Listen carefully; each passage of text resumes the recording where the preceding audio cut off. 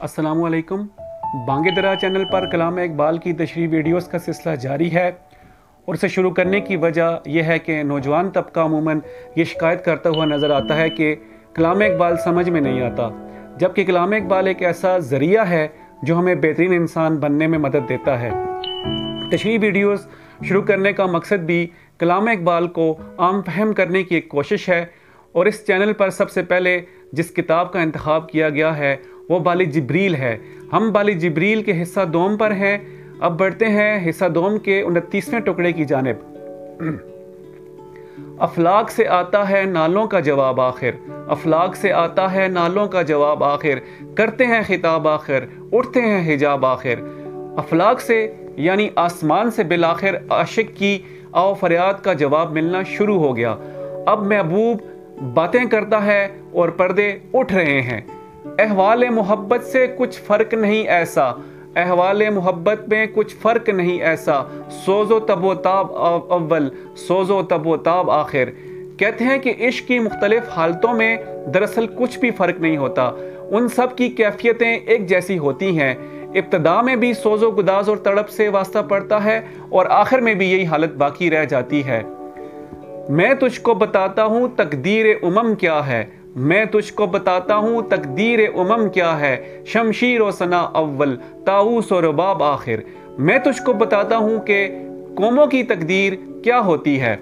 वो मैदान जंग में उतरती हैं तो हाथ में तलवारें और नेज़े लिए हुए, यानी वो जिद्दोजहद और रज़्मो पेकार से अपने लिए इज़्ज़त और फ़ख्र का मकाम पैदा करती हैं। जब उन्हें उनकी ख्वाहिश के मुताबिक सरबत व इज़्ज़त और जा और हुक्मरानी हासिल हो जाती है तो फिर राग रंग बाजे गाजे और ऐशो तरब में डूब जाती हैं। पहली हालत उनके अरूज की है और दूसरी हालत उनके ज़वाल का मातम करती है।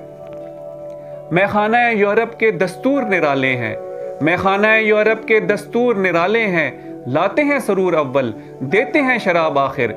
यूरोप के शराब खाने के कवानीन बाकी सबसे निराले हैं। यहाँ पहले रिंदों पर मस्ती तारी करते हैं, आखिर में शराब देते हैं। अमूमी कानून यह है कि शराब पीकर मस्ती तारी होती है, लेकिन यूरोपी पहले मस्त करते हैं और फिर उसके बाद शराब पेश करते हैं। पहले कौमों और ग्रोहों को अपने ज़ाहरी तौर तरीक़ों में फंसा कर अपने दाम में जकड़ लेता है।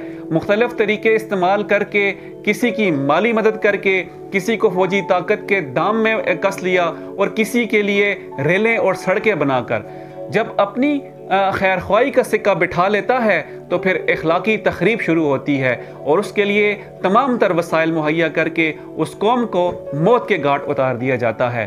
क्या दबदबा नादिर, क्या दबदबा नादिर, क्या शौकत तैमूरी, हो जाते हैं सब दफ्तर गर के महे नाब आखिर।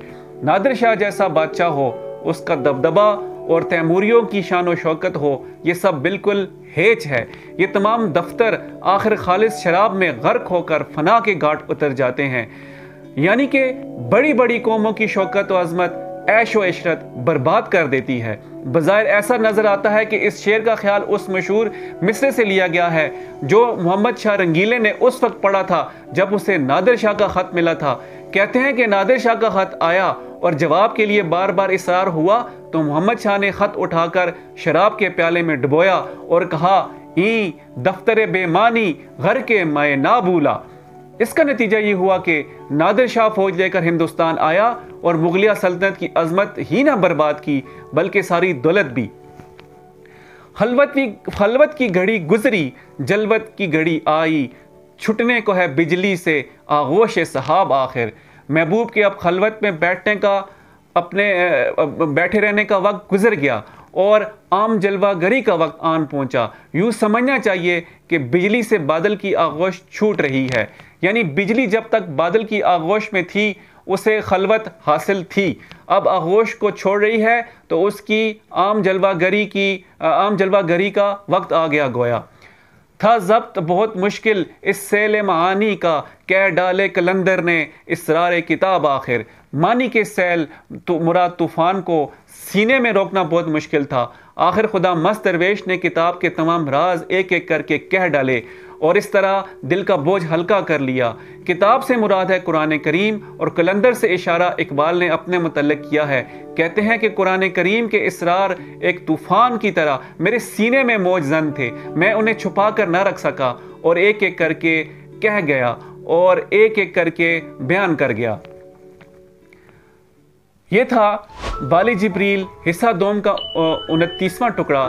کلام اقبال پر تشریحی ویڈیوز کے لیے آپ ہمارے چینل بانگ درا کو سبسکرائب کیجئے اور ویڈیو کو لائک اور شیئر کیجئے۔